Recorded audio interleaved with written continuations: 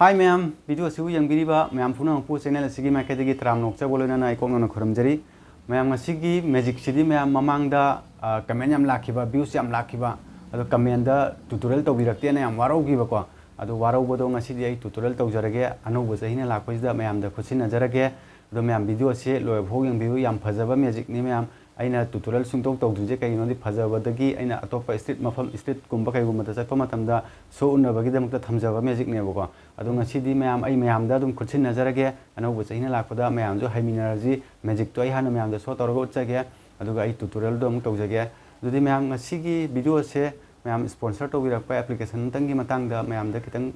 thamjage Rami Circle emna offer kaya amadi reward kaya puduna lagle ma'am Rami Circle hariba game asi secure oibadana tana 100% legal oiba app ni app asida adongi skill kaya share tawduna yam laina cash kaya akoi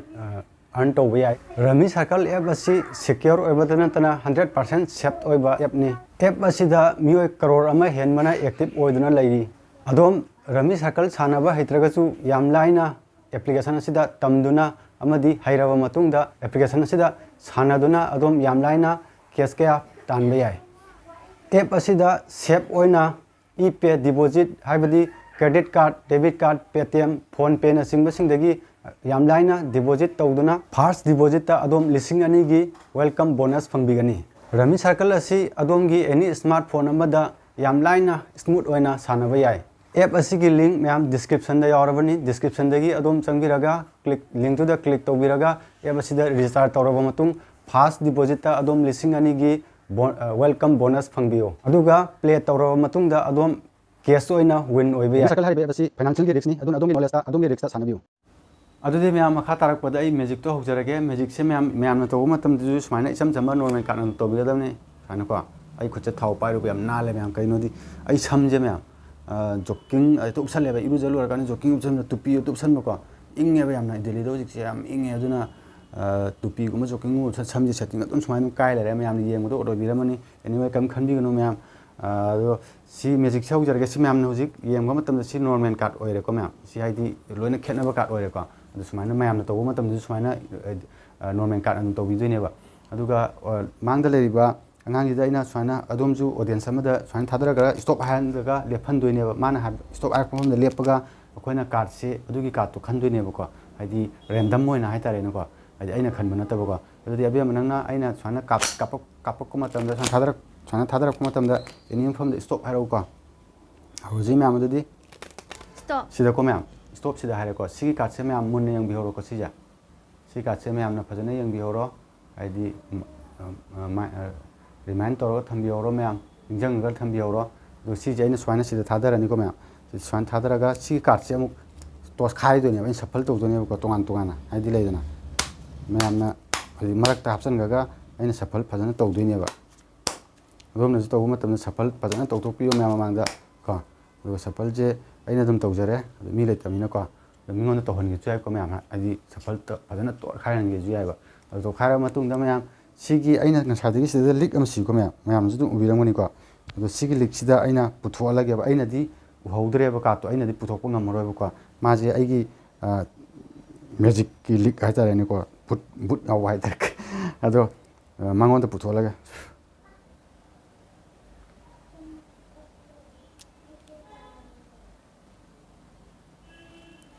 sire ang biu ma'am sigi je sigi ka cha ma'am khalam du ji aina napsan bani gan khanbiram gane ko ado ai sigi ka che ma'am da yengan jage ko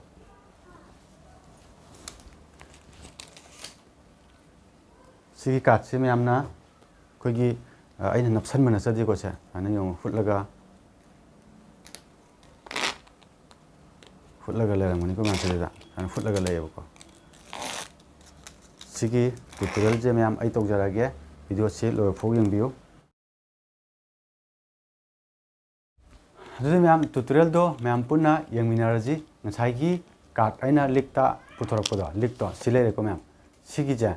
sumaina dum sigi card se ana masagi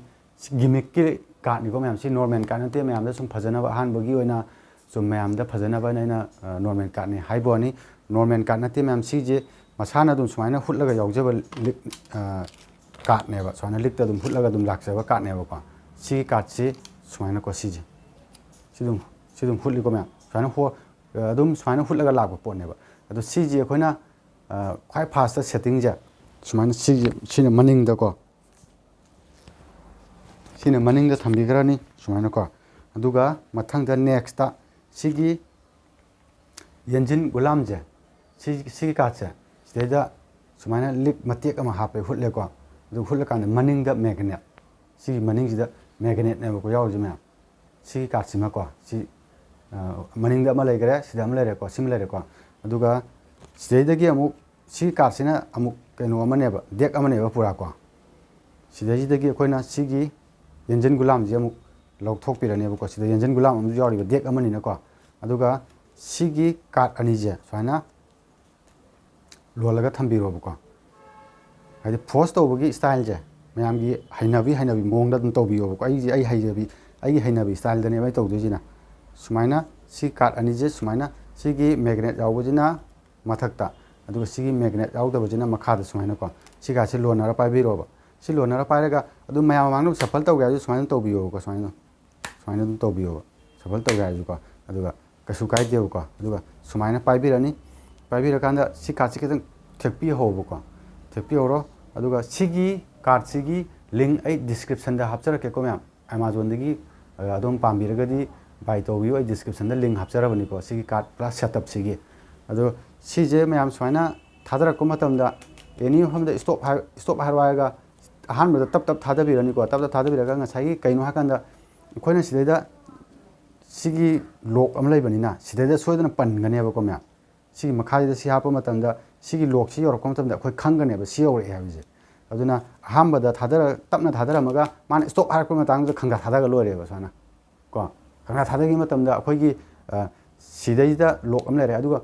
card से येंबियोबा को सिदैदा लेपगना सि card से उत्पिरुरनु सि ओइ उत्पिरोबा सि मखा तागरा हादि दम सिदै येंबदा खंगनेबा को हाइदि सिगी कार्ड अमा अखोइगी कनो यावबजे मैग्नेट यावबजे सिगता पाइहौ तारगदी सि मखादा तागरा यंजिन गुलाम अमा मखा तागरा हाबजे अखोइ खंगनेबा सि लेरे को सि उत्पिरनी अदुगा तादबिदा सिदा पल्ले खलजे अनि जिदा सोर पनगनेबा मैम तो मतमदो को सि तागिबा मा नत्रगना सि तादबिदा सिदा पनबा मा सोइदन तौगनेबा अदु सि तागिद्रे हारि तारगदी सि उत्पिरोबा अदुगा सि तागरे हाइ तारगदी सिदगी उत्पिरोबा सिजको सि उत्पिरनी को अदु सिदगी अखोइना हापसन मतमदा सि कार्ड से मथक थादरगा सि उहनबा याद्रे को मैम सि जे हाइना सिंगना